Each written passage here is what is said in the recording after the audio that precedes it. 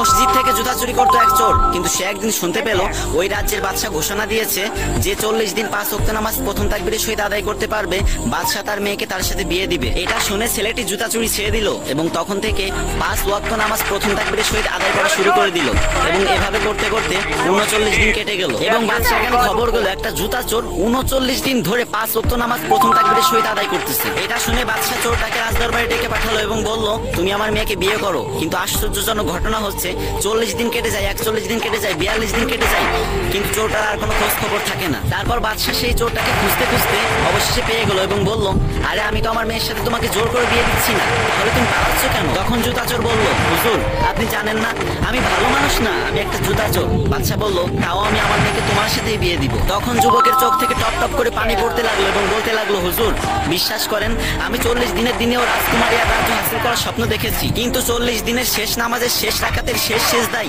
আমি জান্নাতের প্রশান্তি পেতে শুরু করলাম। আমার অন্তর প্রশান্তিতে ভরে গেছে, আমি জীবনের সব খুশি ভুলে গেলাম। হুজুর আমার চাই না, আমার রাজকুমারী চাই না, আমার রাজ্য চাই না, আমি শুধু নামাজের সেজদায় গিয়ে ওই জান্নাতের একটু প্রশান্তি পেতে চাই। এইসব কথা শুনে বাদশা নিজের চোখের পানি ধরে রাখতে পারলো না এবং বলল, এই রাজ্যের একমাত্র যোগ্য রাজা তুমি। পরবর্তীতে সেই জুতা চোরের সাথে বাদশার মেয়ের বিয়ে হলো। কি কেউ কি আমিন বলবেন না?